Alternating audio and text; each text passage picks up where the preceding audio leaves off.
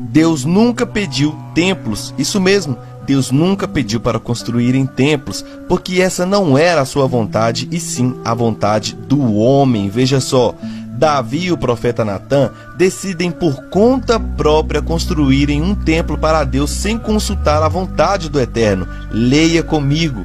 O rei disse ao profeta Natã: veja, estou morando num palácio feito de cedro, mas a arca de Deus se encontra numa tenda. Então Natã disse ao rei: vá e faça tudo o que estiver em seu coração, porque o Senhor está com você. Só que Deus, sabendo das intenções em seus corações, deixou sua opinião bem clara a respeito desse assunto, que desde o início ele nunca pediu a nenhum líder de Israel para construir uma casa para sua habitação. Mesmo habitando em um tabernáculo, nunca houve um pedido do Eterno aos líderes judeus para que construíssem um templo. Vá e diga ao meu servo Davi: assim diz o Senhor, você quer edificar um templo para a minha habitação? Desde o dia em que tirei os filhos de Israel do Egito, até o dia de hoje, não habitei em nenhum templo, mas tenho andado em tenda, em tabernáculo.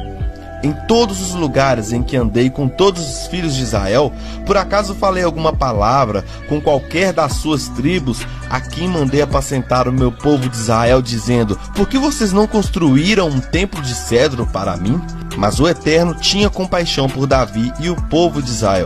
Então ele permite a construção do templo, não por sua vontade, mas pela vontade do homem. E Salomão, sucessor de Davi, constrói o templo. Ao construir o templo, até mesmo Salomão admitiu que o Eterno não caberia naquele lugar.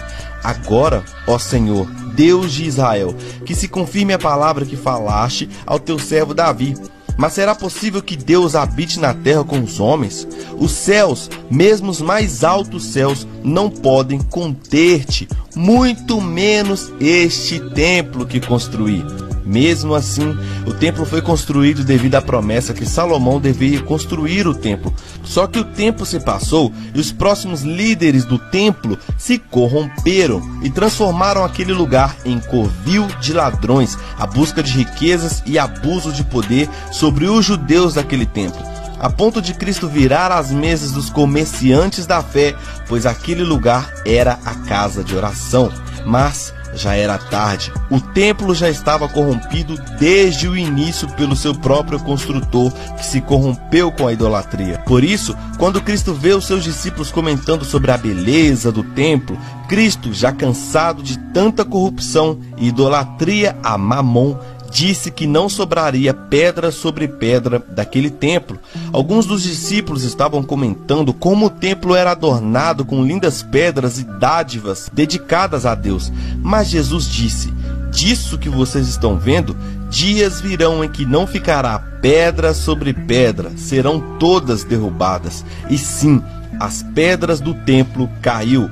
A corrupção acabou. A vontade do homem de fazer do templo a casa de Deus não funcionou, e o templo foi destruído no ano 70 na guerra entre os judeus e os romanos. Deus nunca pediu templo, porque ele sabia que o coração do homem é corruptível e nunca o homem poderá fazer de tijolos a casa de Deus. Mas Deus fez há muito tempo atrás do coração do homem a sua morada eterna. Mas Cristo é fiel como filho sobre a casa de Deus, e essa casa somos nós, se é que nos apegamos firmemente à confiança e à esperança da qual nos gloriamos. Será que vocês não sabem que o corpo de vocês é o templo do Espírito Santo que vive em vocês e lhes foi dado por Deus?